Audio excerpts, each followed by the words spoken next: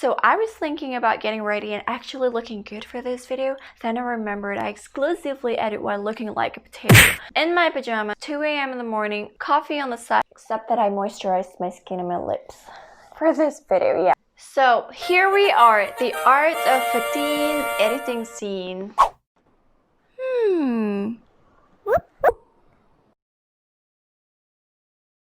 First up, before we jump into a thorough rundown of my workflow, I thought I would answer some of the most asked video editing related questions, but then I decided I would do it in the end of this video. Keep watching. Filming is not easy. It could take hours and hours, especially if you're using proper digital camera, and the edit takes a lot more hours. Now, this is not a content where you have to import or take your footage or transfer your footage from your disk into your computer or the audio or any sort of a complicated process, which is why I am doing this to make your process even easier by using your smartphone. You heard me right, smartphone. So if you're interested, don't go anywhere. This content has been on my YouTube planner as I've been asked a lot about how I edit my videos. Although my first video is looking so dry. But everyone has their first time. That's mine and no one's gonna take it away from me. So yeah, that is the reality of editing video with no help out. But like you did, I woke up in the morning, text my friend and asked her what app she used to edit her videos. She introduced me to InShot and I immediately started digging in. Before I rant more in the intro this time, let's learn how to edit.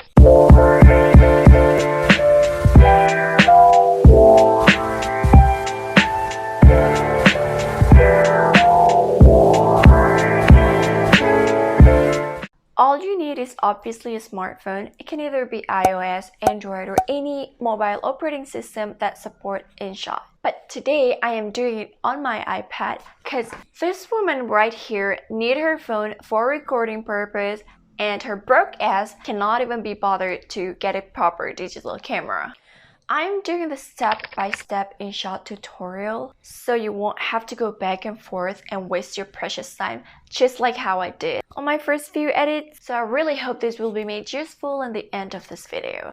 InShot basically has 3 different membership you can subscribe to. There is monthly plan, yearly plan, and one-time purchase plan that let you access to all the features. You can use it for video, photo, or collage, but today we're going to walk through some of the features that InShot has for video making.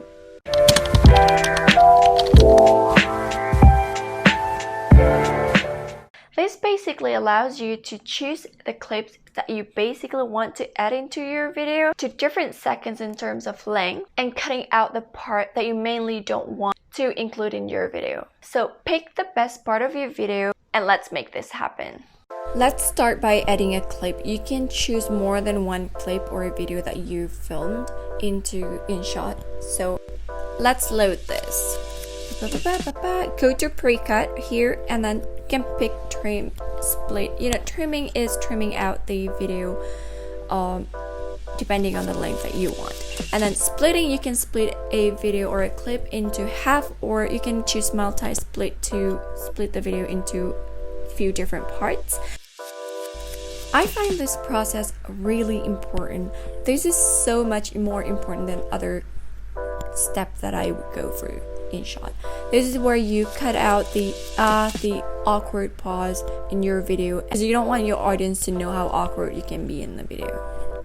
I don't know about you, but I am a very awkward person. I can be really awkward, that awkward. If someone's so intimidating, I am the most awkward person ever. The trimming and cutting now is done. Let's move on to the next step.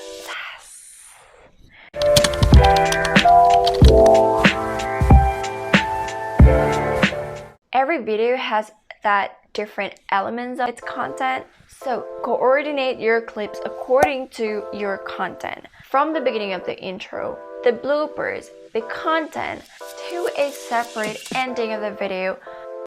To do this, go to your clips and then press any one of the clips and hold, and then rearrange all your clips based on your creativity and liking.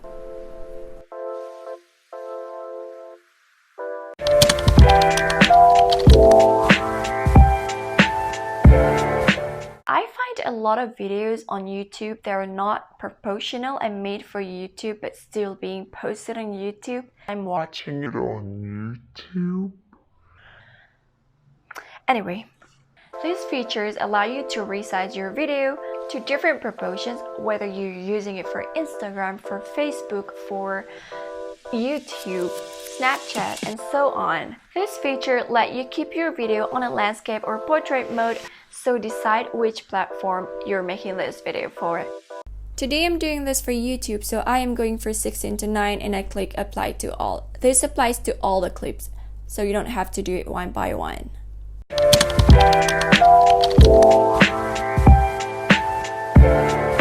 This is not necessarily needed if you're happy and satisfied with your current video progress. So you can skip this, but I am flipping the dimensions of this clip right here and sharpening the clip just a little bit, so this is included in the adjustment I would like to make.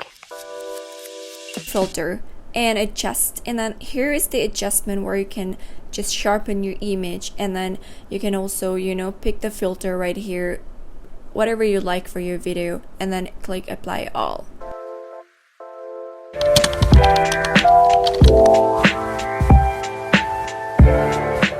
Editing this can be a little bit frustrating sometimes. It can cost you a whole lot of hours, but after a few practice, you will get the hang of it. You can start this by clicking the text and then write anything you like for the video, whatever relevant to the video. And I'm just gonna do this real quick, but I hope you can just go and explore this yourself because I don't want this video to be too long. Add sticker by clicking on the sticker, and you can choose a lot of stickers right here. There's so many stickers offered, actually. Even your social media stickers you can add here, but you can also choose your own picture or anything you like to include in your video. And also, not just this, you can also edit if you want something more, like fun. You can also adjust the animation right here. There's a few animation offered here.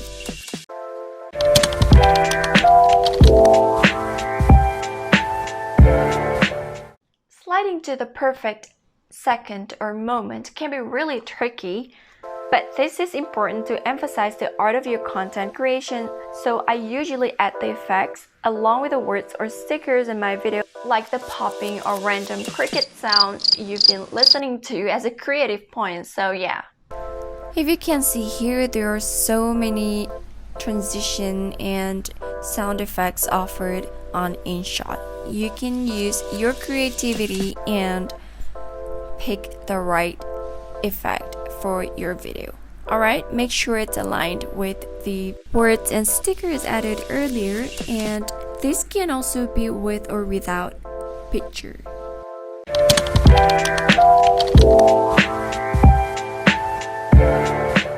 The process of editing video can either be dry or really dry without a background music. It's like having your fried eggs or anything in the world without rice, if that makes any sense.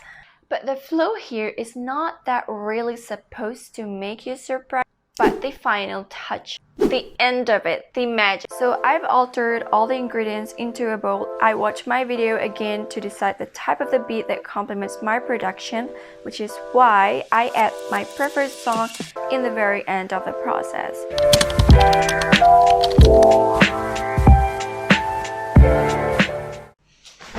Hello! Turns out I forgot to answer your questions. I Googled non-copyrighted music on Google and downloaded it straight away and use it for my video. Or InShot also offers so many cool tracks that you can use for your video, which is really cool. But just a gentle reminder, if you want to add songs into your video, please make sure it is not copyrighted, because you could get demonetized. Like the song is actually owned by someone else or a singer, for example. You can't use this song or the track for your video, otherwise the money you intend to monetize will be that singer's money. I've not gotten any copyright strike yet for the song that I used for my video, so I guess it's okay to use the tracks from InShot. I am currently using Huawei Mate 20 Pro. I record all my videos using my front camera from Huawei. I don't have anything to complain so far, like camera worked perfectly fine, but will I switch to a proper digital camera? Yes, I would definitely do that to improve the quality of my video for the audience. I would definitely do that, no doubts. I use InShot obviously, and I've already made the tutorial for you guys, but just a video ago I figured another software called CapCut. I don't know if you've heard of it, but it just offers so many more animations and sound effects and also features. Basically the idea is the same like how InShot works. Of course there are so many pros and cons for the software that I'm using. Sometimes CapCut offers hacks or filters animation that InShot doesn't have, but you can check it out if you want. It's really worth it if you're using a smartphone. Thank you for watching. Don't forget to subscribe, like, and share this video if you enjoyed watching it. See you on the next video. Hello. Hello. Hello.